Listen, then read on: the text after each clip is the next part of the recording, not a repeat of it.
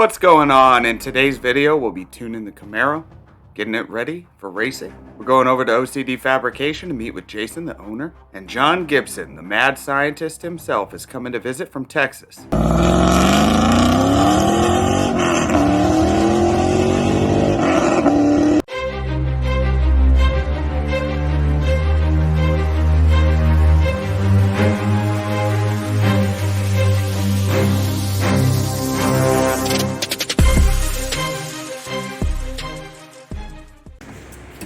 What we had to do is change the pressure sensor because the fittings we got were not rated for nitrous, even though they say NX on them. So what we're doing is putting the pressure switch up here so that we can run that back to the maximizer so that John can be able to communicate it off of pressure for the bottle. Make sure we got enough pressure in it because we're only working with what, 5 pounds of nitrous in the blue bottle, and Yeah, probably 10 pounds total. Yeah, probably another 5 in the black bottle. So we'll be able to do 50 to 150 shots, a couple rips, just to try and see if we can get everything tuned in. But we'll go ahead and have to come back and correct this stuff later and put them all back where they were originally wired. But for now, we're just gonna run the 2 wires back just so we can at least monitor everything, get everything tuned while John's out here. And we should be pretty much good to go after that. Once we make the NA hits, we'll switch plugs out and make sure we get it tuned for the vacuum pump, and should be pretty good. You want to introduce yourself? My name is Jason. I own OCD Fabrication out here in northern Sacramento. We build crazy shit. It doesn't really matter where it is, where it comes from. Doesn't matter if you bring me a 94 Civic or a brand new Bugatti, we build them all the same. You know, hot rods, rock crawlers, drag cars, kind of anything. You know, a little bit of diesel stuff playing around in here. Mainly just welding, fabrication, parts designing, and stuff like that, you know. So we got married to the Camaro, I don't know, what's it been, year and a half now? Yeah, you're in a committed relationship with this thing. Yeah, we're in a committed relationship with KITT now, so we kind of had to go nose to ass, because a lot of people don't realize that, you know, once you separate yourself from going from 180 miles an hour to 240, it's completely different all the way through. So, you know, bolts need to be put in the right places. Everything needs to be switched over to, you know, lock nuts. Everything needs to be Loctited. Bolts need to be in the right direction just in case anything does go loose when you're at those speeds. We got to make sure that everything is to the T. We can't have nuts flying off. We can't have zip ties holding stuff on, because the winds that get created, you know, at those speeds are just absolutely crazy.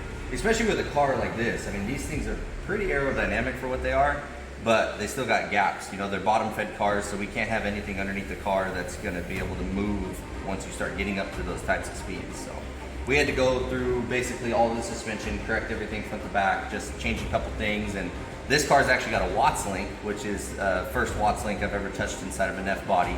And that needed some correction just to be able to center the axle, because we're going to be going up to ideally a 28-inch tire.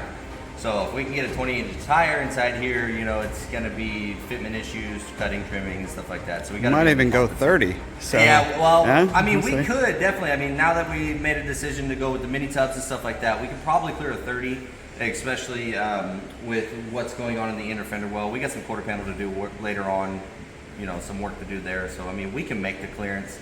I mean, we fit 30s on Fox bodies, so I mean, there's no reason why you couldn't fit it on this car. It's mainly the inner frame rail that's a problem on the F bodies versus a lot of other cars. The Fox bodies still have the same issues. We got to cut the frames on it. Same thing with both of these. You know, the 69's got mini tubs.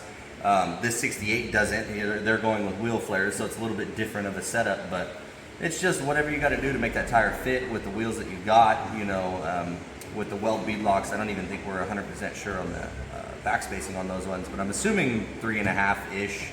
We're going to find out. Yeah, we'll find out once we kind of get to that point. So once we get all that stuff mocked up, we can kind of play around with putting some more power down.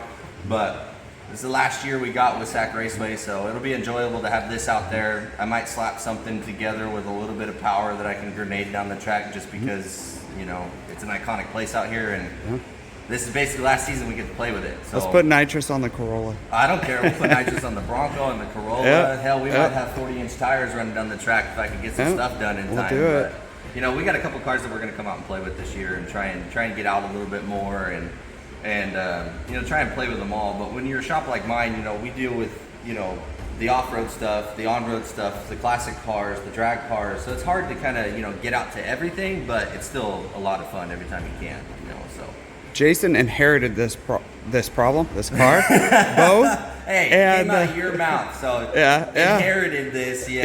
Through, so he has come through. Jason's capable of making dreams come true. So if you have the funding available to make it happen, and you have a dream and you can outline it with Jason, he'll make it happen.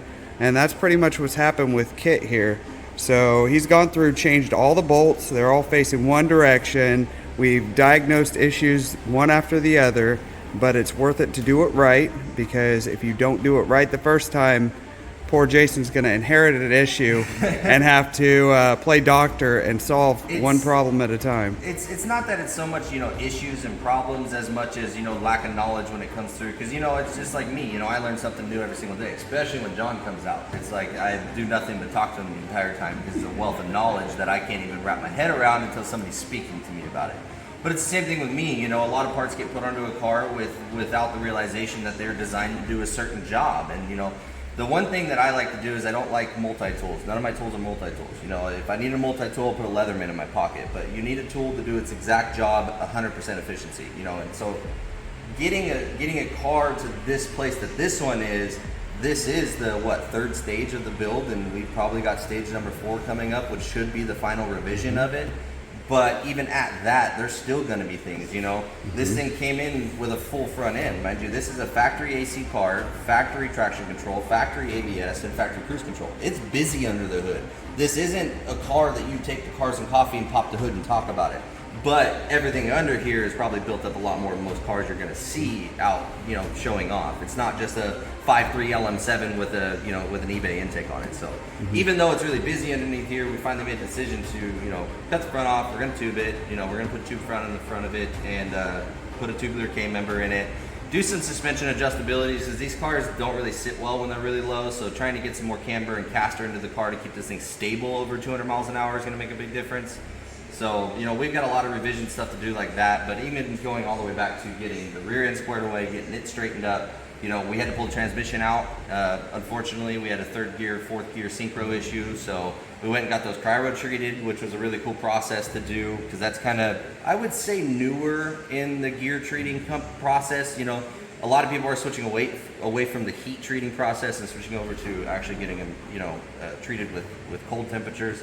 So we got that all done, fixed a bunch of leaks that we had, the notorious F-body stuff, not even just race car stuff, this power steering pumps. Those pumps are crap. We know that in the rock crawling industry, so we always switch over to a TC pump or a Type 2 pump and switch that over. He luckily found a kit that worked well with everything else that's inside the chassis. So, but, we'll change some stuff up when we get to doing the cowl delete and some other things that the car just generally needs at this point in its life. But even with the stuff that we got it when it came into the shop, we've got a lot of stuff to fix going forward, but we should be able to put some good power down today and be able to get John playing around the computer soon. So, not only has Jason addressed a lot of the issues and a lot of my concerns that I have with the car, but he also significantly strengthened parts of it to prevent my notorious Hulk smashing.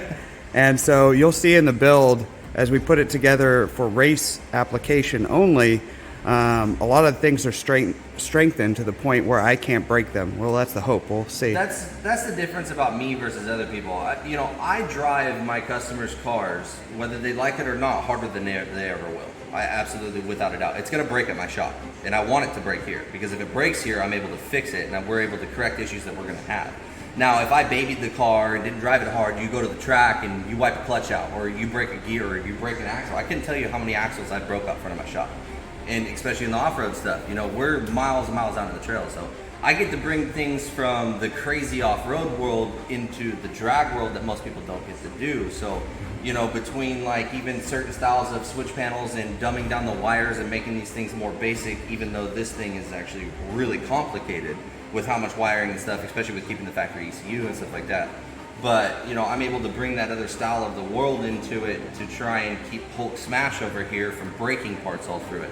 And we already had problems. We originally had this car set up for a sequential straight back shifter.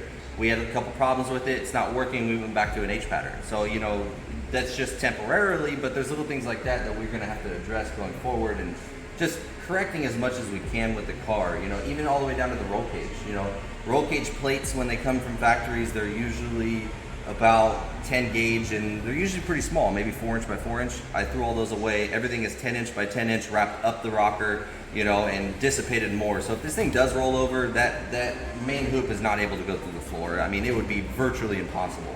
You'd have to fly off a canyon for something like that to happen, which is still a possibility. Let's not do that. Yeah, I don't want to sign up for that even one. like door bar hardware, 2 gauge, like that doesn't fly. The shear strength is way too short for that. So we switched everything up to, you know, grade 8 hardware, and switching out the pins to grade 8 hardware on the door bars. So the door bars are removable for street use, so it's a little bit more friendly to drive the chassis throughout your daily driving stuff that we can say on this style of a street car. But all the way back to, you know, like centering off the rear stand-ups for the roll cage, centering them off over top where the factory frame rail is, and then taking all the buckets in the rear that are just pinch weld and seam sealed, stripping all that out, welding all those all the way down. It just keeps these chassis rigid. You know, up front we decided not to do too much because I had already in my mind made the decision we were tube front in this car before Charlie did. But, you know, referring back to that, it's just like putting the tube front up here is just going to strengthen a lot of stuff. If this thing does get hairy over 200, 220, 230, you know, there's a lot of things that we're going to be able to correct and try and keep this chassis as straight as possible for as long as possible so it can get enjoyed and not just wind up on the wall down the track and have to build another one, and, you know, try and keep it as best as possible. And this engine bay does look busy and complicated, but there's 2 things to it. First of all, it is complicated, and second of all, tucking everything away would prevent me or any other person trying to work on the vehicle from being able to diagnose this easy. This car is not only built to be fast, but it's built to be serviced by me, and I'm not by trade a mechanic. But being able to swap out solenoids, being able to diagnose a leak, being able to call somebody and say, hey, here's my issue, and being able to wrench on it, you know, in the middle of nowhere. You know, we'll be at different racetracks. I won't necessarily have, you know, support there. So it's important to not only be able to do it and do it right, but be able to fix it when it doesn't work right. And that's a factory issue with these chassis too. You know, you got to remember this number 2 cylinders right here. So I mean, you don't see the back half of the motor on this thing. You know, and that's the main reason for wanting to do the cowl delete, is because, you know, when you're pulling off the street, you know, if you go to Texas and all these other places, you're going to be trailering it. You'll probably race prep it here before you leave the house, because you're going to have everything at the house anyways. Maybe not the wing, depending on the size of trailer you get. But, you know, being able to just change the plugs out, I mean, that's an atrocious nightmare on these things factory, let alone this one's got a full GK vacuum pump. You know, we've got the power steering reservoir relocated. This thing is fully set up with Stroud fire suppression. So there's fire suppression's running through the entire chassis, you know, all the way back to the fire extinguisher and stuff like that. So you've got to really be able to work around and try and get down inside some of this chassis stuff. So being able to do the cowl delete, which I think yours is cowl deleted, isn't it, John? It is, but I have a high ramp. Oh, so you have a high ramp, so you kind of come in. There's still way more room than that. Yeah, exactly. But I mean, you don't have these issues in other chassis. But the benefit is if you notice, the front of the serpentine belt is still behind the face of the tires. I mean, you've got a lot of weight that's shifted back. There's really, it's a lot of dead space up here, so you don't have so much of the weight issues, and that's why Chevrolet did that, in my personal opinion. So keeping the chassis there, keeping everything where it needs to be, instead of trying to move the motor back, move the motor forward, and try and make it more serviceable, just wasn't in the ballpark, and it makes more sense this way. So once we can make it a little bit better for you, it might be, you know, a little bit more serviceable. But, you know, we got a lot of things, like everything's custom. You know, you can't just go to the store and buy a, you know, 2001 Chevy Camaro serpentine belt. I mean, it's underdrive 10% off of the balancer, and it's got a manual tensioner, and the tensioner is directly driving the vacuum pump. So all these little parts have to go into it. So we got to really make sure that race prep is going to be good with how busy this stuff is. You know, all the way down to just making sure our race fuel is set up, you know, running 116 on the nitrous for the wet shot and everything like that. We got to make sure that all these things are corrected, which I thought I had good to go before you came out here. But as you can see, I got a little bit of a nitrous leak. So I'm going to correct that nitrous leak, and hopefully we can do a couple pulls. Should be able to make it in Mexico within a few hours from where we're at here, and be able to see what we can do for a street tune. So I'll do a full build breakdown with yeah, we'll shorts have to kind and of go over everything. Maybe we'll do a before and after the final stage, and I can put this thing up on the stilts. We can get under the car a little bit and see what we did. I think you might be the only F-body Camaro in the world with 4-inch exhaust right now. Complete 4-inch exhaust. It's probably for sure going to be the only one with dual the 3-inch to a Y pipe directly. So pretty much from the dash back is 4-inch. Yeah, or the one with Switch Pro. I don't know any other F Switch Pro bodies. is like an off-road company. We've used them multiple times. They're fully potted, sealed switching systems, but they're really easy to manage. You don't have to have a bunch of relays and wires running from front to back of the car all the time. So you know, that's what I mean by bringing things from the off-road world into the car world. Kind of makes a lot of sense sometimes. So. And it's going to be strictly, and what it does is when you have big cams with vacuum issues, this comes into play, and then what I do is I can use this if we need to, and what I do is I can disable it at a certain RPM. So if we want to just do, let's say, alpha N tuning up to 15-20% throttle, we can do that. Which and is then generally what I do. And it switch back to standard VA when your vacuum is now stable and under control with your map sensor. Perfect. So then we go back to your standard. Where is my airflow? Right there. And then we go back to our standard. The main VE table. Yeah, I gotta clean this up. I left it kind of a mess. Well, we were messing with stuff. Yeah, it was a mess. I didn't do any of my smoothing or anything, so we'll clean this up. But it's the same thing. So this is your standard vacuum. Right now, it feels like it's got VTEC. John, are you still tuning cars outside of this? I do. I help a lot of people out in Texas. So Okay. I've got a few people that I actually do help, and they're really nice. There's a lot of good people out there, and I have had to clean up some questionable tunes out there and get cars running properly. It's been really nice to help them out. So you're talking about tuning. Give me a quick rundown. Tuning 101. What exactly do you do to get this car to run right? Oh, geez. So it's a stock computer. We have lots of options in the stock computer, fortunately. We have alpha N tuning, which works really good for low vacuum, high lift duration camshafts. So, but your car is pretty mild. You have the TICK Performance Polluter. It's an older cam, but man, it's a great Polluter V2. Yeah, it's a great cam. It's an older lobe design, but man, we got a good vacuum out of it. We have your compression ratio at 11:1, your static, and that'll be perfect for the nitrous, especially since we're running C16 and also meth, which is really nice. So we really, as far as the parameters go, we have to set all of your safety parameters. If your engine coolant temps get too hot, if the intake air temps get too hot, something happens, we can pull timing, add fuel to cool the motor off to avoid blowing anything up, hurting head gaskets, pistons, stuff like that. So we're gonna have the nannies in there, and then really all tuning is spark, fuel control. Yes, we have the injector data in for your 40 pounders. Since you're running a wet kit, not a dry kit, we're not reliant on the injectors or the stock fuel pump. So we're running a secondary fuel system with the C16. So nitrous is only going to spray with the C16. And then the meth is just really nice cooling effect for 91 pump gas. Because in California, you only have access to 91. So the meth is You really mean nice. Mexico? In Mexico, when you're doing those freeway runs in Mexico, and you're only, Mexico is only 3 honks away. If you do that, the meth will spray, and you get out basically 100 and plus octane rating. So when it's really hot out, you're going to see if you're data logging, you're going to see your intake temps go from, let's say, 100 degrees ambient temperature, and you're going to see them go down to 70, 60 degrees on a pool. And it also is a good knock retention. It's a good safety parameter.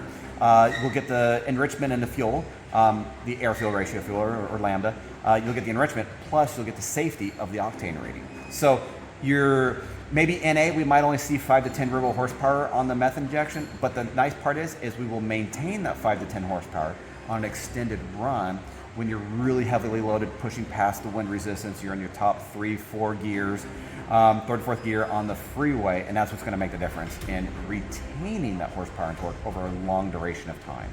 So really you're optimizing air-fuel ratio, spark advance, and placing nanny controls to help me protect the motor better. Yep. Like I have it to where it'll shut off. So if you hit 260 degrees ECTs, the car will shut off. Okay. And it'll save your motor. And we're basically trying to keep it from overheating. So not only as we get up to that 260 degrees, you're going to get a warning on your dash. I have it set to where if it sits at 260 degrees for 10 seconds, it's going to shut off.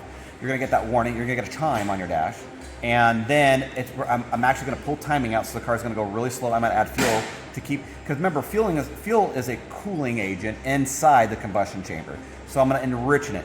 Is it optimal for horsepower? No, we're just trying to save the motor from, torching, button rings, torching the pistons, especially if you're sitting there at 6,000 RPM on a freeway pull. We want to protect all that.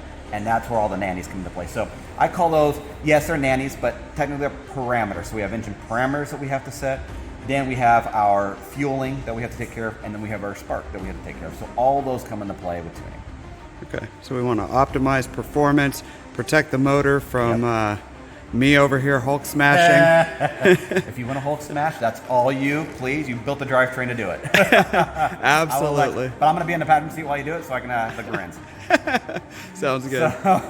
And that's what we're basically doing, is we're just trying to help the motor last as long as possible, make as much power as possible, and last as long as possible. And mechanical things happen. We are definitely well above OEM specifications on everything on this car. So mechanical things happen. You can have a radiator cap that fails. You can have a thermostat that sticks closed. All those things can contribute to overheating issues. And so we don't want those happening. You're sitting there waiting, a hose pops off on the track. We want to make sure that if that happens and the coolant temps spike, we save the motor. So there's those nannies that we're going to put in there. And you also actually have factory traction control on this car. So even if you're driving around and it happens to get a little wet outside, you can just leave the traction control on and it's still enabled. It will still pull power. It's not the most efficient way to go fast, but it might save your butt if you're leaving a light or you take a turn, pull too fast. It will stop your car from spinning out of control when you're not paying attention. Sounds good. And you're based out of where in Texas? I am actually in East Texas. I'm outside of Tyler.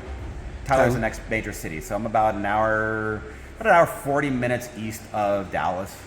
And you help all of Texas, or people had to come to you? No, mostly the or? DFW area. A couple of guys I've helped out there have been in the greater DFW area. Okay. Some guys have actually come out, and because I got a pretty big, garage and shop in my house, so I've had some of them come out because I still have some of my tools and stuff. So I have guys come out there, and then I've helped people remotely. So TViewer is a great tool that they can load up. Some of them there's different softwares, of course, that's out there, tuning softwares, Double Sport, SET, Holly Management, EFI Live, HP Tuner. So sometimes I've helped them remotely, and I can log into their computer and make some changes and kind of help them out until I see them. And then, of course, there's always like track. If I'm at the track, someone says, "Hey, I need help." Sometimes I can help someone at the track, and I go to. There's a track up in just north of Shreveport. That's kind of fun. There's actually one tracks, and Google them. It's actually a lot of fun. Is a Yellow Belly.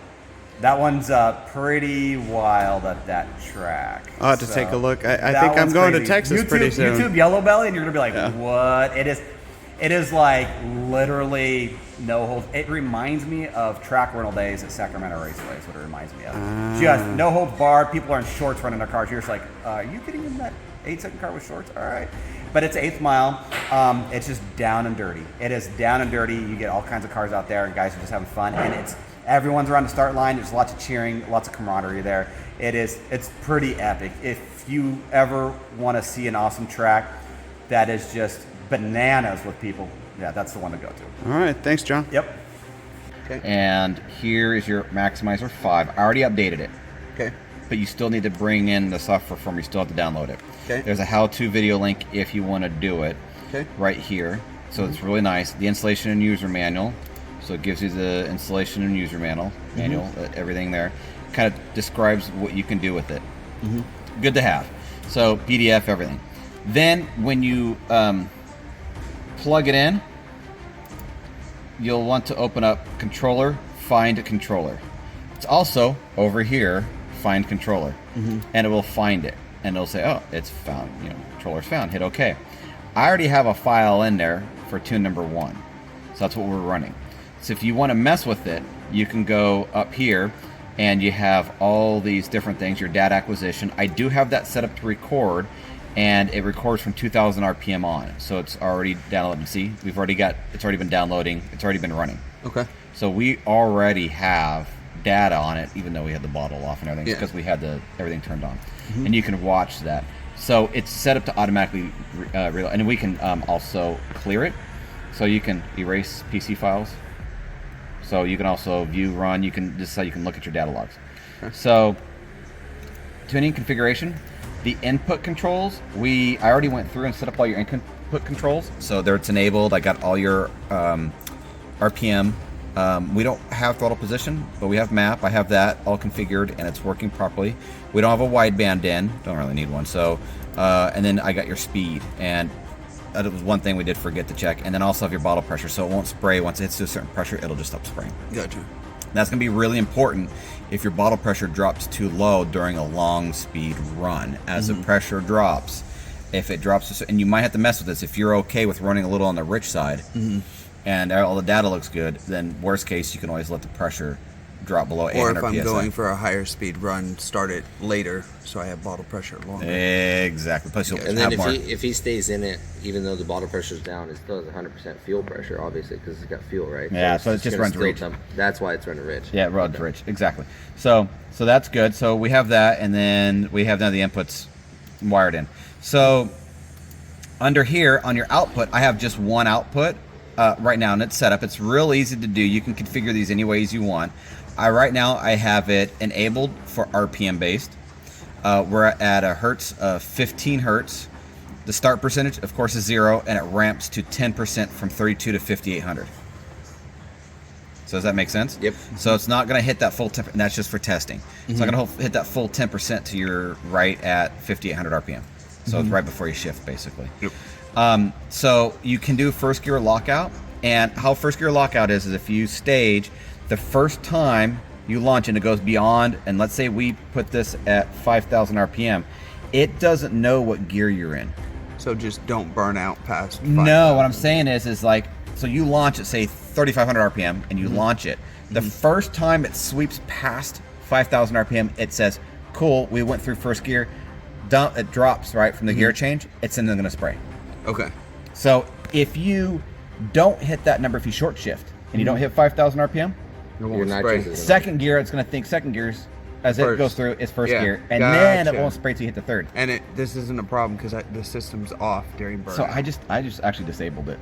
Okay. So it's going to spray in first gear, but we're only doing 10%. Okay. We're not. We're just testing, making sure everything's. You're going to ramp this up more and more as you play with this. And so the output frequency, it's default on 15. Read the instructions, but probably all you need is 15. And Now that's going to be how much the solenoid is opening. so it's on your sine wave. You're going to Okay. see it at 15 times a second.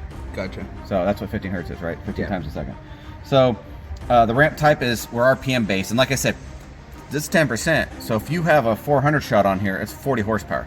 So that's it. But it's great for testing because not only do you get used to the power, but the more data we collect from the car, the more we know how far we can push this. Gotcha. Does that make sense? Yes. Yeah, because on a quarter mile turn, you can push the car harder in a quarter mile than you can on a full mile because the strenuous loads you're putting on the engine is completely different. So, yeah, so that's what that comes into play. And like I said, you can do the first gear. Once you get better at it and you get really good first gear launches out, enable it. And then you just adjust it and you're like, no, I want to go all the way to 5,000. That's pretty high up there if you're launching at 3,500, 4,000 RPM and you're sidestepping the clutch. It's going to bog a little bit and then come back up. And once it sweeps past 5, you grab second gear. Then it'll start your ramp in from 0 to 10. And that's actually a good little tool if you're not basing it off of TPM or time. Now, if you want to base it off of mile an hour, we can do that. We can change this and we can go time-based. But you have to have the TPS set up. So, which I didn't realize. Oh, But we can do it that on sucks. I didn't know speed that. based. Now we can start the speed at 60 miles an hour and your final speed 200 miles an hour. And so, but this is over distance. So we got to be careful where you hit 100%. So let's say it's 60 miles an hour. We're going to spray 10%, right? So 40 horsepower shot at 60 miles an hour. Then what we want is your final speed from, let's say 100 miles an hour. It'll go to, let's say 50. That'll be 200 shot. So between that and that's going to go to 200 mile. It's going to go to 200 shot. That'll be an interesting ramp. So that's why I was kind of thinking, let's just do RPM based for testing because it's consistent. Yep. It's easy. Start end. We can do 6,000 RPM because you're shifting like 62, 63. Rev limiters at 65. And then I say the start percentage. I always like to start at 0 and then ramp up so you can actually feel it puts you back, and then for testing. Yep. And then we're going to start it past peak boost or past peak torque as it's starting to plateau, and then with the most that I think 3200 to 6 is a good window for you to get used to it, and then we can start playing with it depending on the data from there. You know, because we got to watch our cylinder pressures, because the bigger the shot, the more cylinder pressure, less time we got to run. Yeah. So yeah, so this is what I have in here. So I figure right now we can do RPM based, and then you come over here, hit save, and then I just have it as nitrous, and then I just saved it.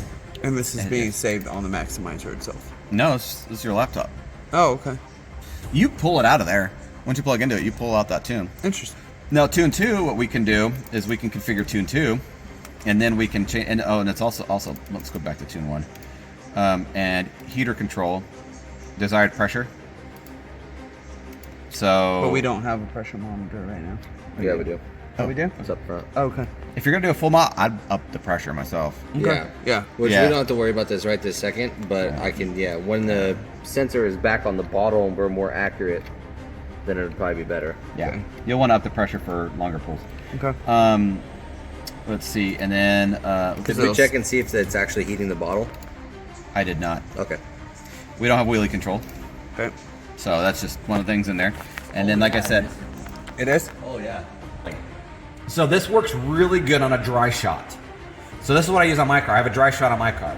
So I have a 100 horsepower shot. So I use the injectors and the fuel pump for your fuel side of for it. the additional fueling. Yeah. And it's nice. Plus you can kind of hide Which it what better. injectors are in this?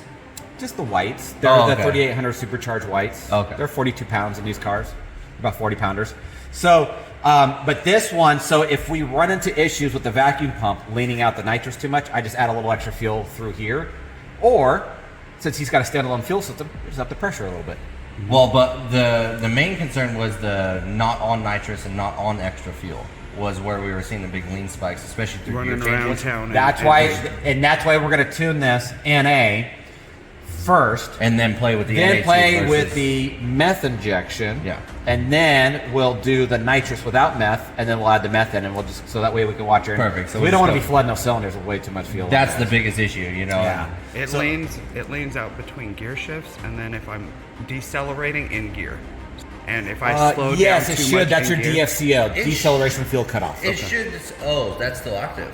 It is. Oh, Factory okay. computer. I can mess with it, but we'll get it a little bit. I'll tell you what. I'll turn the time up. It's not bad if you're off throttle to maybe wait a second or two. So that way when you're transitioning, throttle's smoother to leave the injector on. Yeah, I was going through We just have twisties, to- and then I'd decelerate in gear, and then he was telling me, if you see these numbers, if you see red, get out of it. So I kept shifting through the turns to keep off the Yeah. because I didn't want it lean. So those were my two considerations. That's- I was I testing do it. To That's find- DFCO right here. I do see lean drops on these setups, in between gear changes, So- pretty decently. Yeah. Oh, okay. Yeah, That's I all just it- wanted it's to all protect this. the motor while I was braking in the.